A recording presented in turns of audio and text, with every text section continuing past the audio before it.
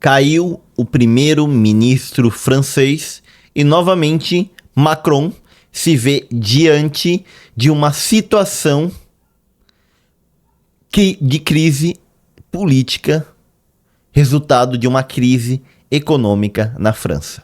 E é o que vamos ver hoje nessa matéria aqui do New York Times por Liz Alderman. Eu sou o professor Gessé Santiago, aqui da Escola de Filosofia Política, e vamos tratar de entender então o que está acontecendo na França. Olha, o primeiro-ministro francês, François Bayrou, convocou a votação para angariar apoio ao seu plano de sanear as finanças do país em 44 bilhões, pouco mais de que 51 bilhões de dólares em cortes de gastos. Ou seja, ele queria cortar 51 bilhões de gasto do governo, porque o governo francês gasta muito.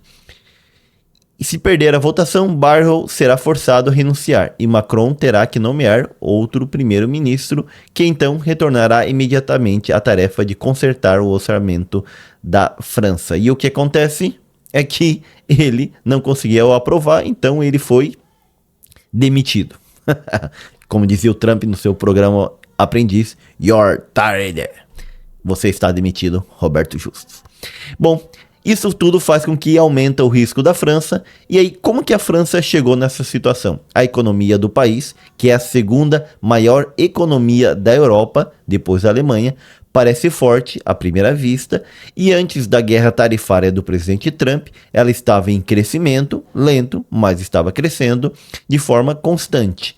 E o emprego estava se recuperando. Porém, nos bastidores, há um gasto público excessivo e, ao mesmo tempo, há uma queda na arrecadação de impostos na França. Isso faz com que aumente a dívida do governo francês e o déficit do governo, porque está gastando muito mais do que arrecada, fazendo com que, assim, a França tenha problema em manter o seu estado de bem-estar social, que é de oferecer segurança, saúde, educação e outras coisas grátis à população, baseados nos impostos. E aí o que aconteceu? O tiro saiu pela culatra, o parlamento dividido não aprovou e fez com que o Bayrou caísse e deixasse de ser primeiro-ministro. E aqui nós vamos ver mais detalhadamente quais são os problemas da França.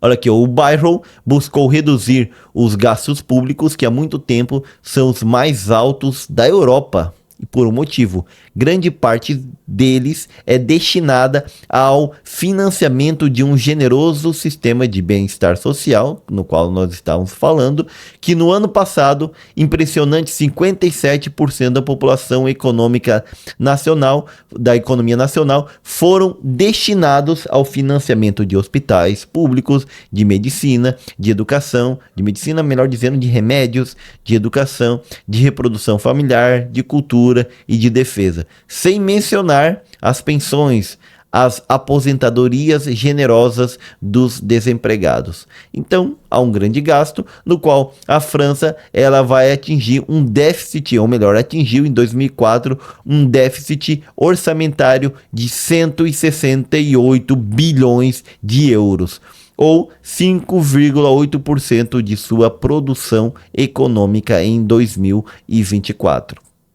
Que é o segundo maior desde a Segunda Guerra Mundial, e acima dos 3% da zona do euro. O governo, então, em 2024, ele arrecadou 1,5 trilhão em receitas e impostos, mas gastou 1,67 trilhões em operações em gastos do governo. E aí está o problema, o governo está gastando mais do que arrecada, e isso cria um problema financeiro para a França, que o carinha ali tentou arrumar, mas como o governo não tem a maioria do parlamento, ele perdeu essa tentativa de fazer um ajuste de gastos do governo francês, e isso fez com que ele se demitisse. Parte desses gastos excessivos se deve aos impactos inesperados da pandemia e principalmente a crise energética na Rússia, devido ao quê? Na Europa, melhor dizendo, devido à guerra entre a Rússia e a Ucrânia. A guerra entre a Rússia e a Ucrânia fez com que a Europa deixasse de comprar gás natural e outros instrumentos e outras matérias-primas de energia da Rússia, e isso faz com que encareceu o preço da energia na Europa. Só para você ter ideia, hoje a maior parte da compra de gastos, ou melhor, de gás natural da Europa é dos Estados Unidos, que é o gás líquido, que é muito mais caro do que o gás que vinha pelos tubos diretamente da Rússia. Aqui está o primeiro-ministro francês, François Bayrou, que foi praticamente demitido pelo parlamento francês. Então, igualmente a esse problema, são os cortes de impostos que Macron implementou para empresas e ricos. Olha que interessante, o Macron, ele quer deixar de financiar o estado de bem-estar francês, mas também recortou os impostos dos ricos. A receita tributária, ou seja, os impostos caíram de 54% do produto interno bruto para 51% desde que Macron assumiu o cargo em 2017. E olha que Macron vai ficar no poder até 2027, ainda tem um longo período. Com a promessa de impulsionar a competitividade da França e atrair investimentos estrangeiros, ele tornou permanentes os generosos incentivos fiscais para o emprego e reduziu o imposto sobre a riqueza nacional, o que lhe rendeu elogios de investidores e o apelido de presidente dos ricos. Claro, baixou o imposto dos ricos e quer ferrar aqui com a classe média e com os pobres.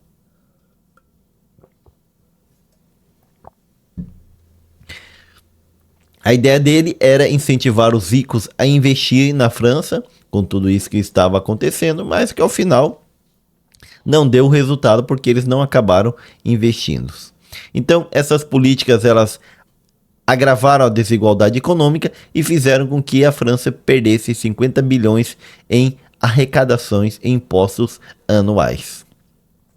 O resultado disso tudo tem sido mais empréstimos e mais dívidas. Hoje a França tem uma dívida de 3,35 trilhões de euros, ou dívida grande, que deve atingir 116% da produção econômica este ano, uma das piores da zona do euro, e os pagamentos de juros dispararam de 26 bilhões em 2020 para 66 bilhões em 2024, 2025, fazendo com que esse gasto só para pagar os juros da dívida do governo francês, ele é maior do que o orçamento da educação ou das forças armadas. Para a gente ver que não é só o governo brasileiro que se ferra pagando juros do empréstimo que o governo faz, o juro exorbitante.